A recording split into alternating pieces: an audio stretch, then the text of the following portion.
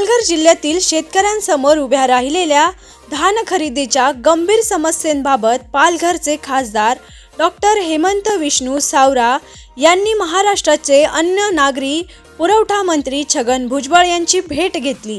त्यांनी निवेदनाद्वारे शेतकऱ्यांच्या अडचणी मांडत तातडीने तोडगा काढण्याची मागणी केली।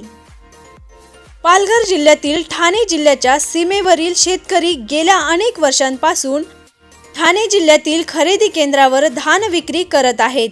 ही केंद्रे जवळ असल्याने सोयीची ठरतात। यंदा ऑनलाईन नोंदणी प्रणालीत झालेल्या तांत्रिक बदलांमुळे पालघर जिल्ह्यातील शेतकऱ्यांची ठाणे जिल्ह्यात नोंदणी होऊ शकत नाही।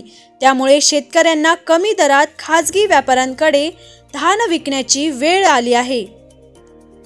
ठाणे व पालघर जिल्ह्याच्या विभाजनानंतरही अनेक शेतकऱ्यांच्या आधार कार्डवर आजही ठाणे जिल्ह्याचा उल्लेख आहे। तसेच त्यांच्या बँक शाखा देखील ठाणे जिल्ह्यातच आहेत। या सर्व प्रशासकीय अडचणी लक्षात घेता शेतकऱ्यांना प्रशासनाच्या किमान आधारभूत किमतीचा लाभ मिळावा यासाठी ठाणे जिल्हा मार्केटिंग फेडरेशन मार्फत धान विक्री व ऑनलाईन नोंदणीस विशेष परवानगी देण्यात यावी अशी मागणी डॉक्टर सावरा यांनी केली। या विषयाची गंभीरता लक्षात घेऊन मंत्री छगन भुजबळ यांनी सकारात्मक निर्णय घेण्याचे आश्वासन दिले आहे। त्यामुळे पालघर जिल्ह्यातील शेतकऱ्यांना दिलासा मिळण्याची आशा निर्माण झाली आहे। आरबी न्यूज साठी मलिक शेख, मोखाडा।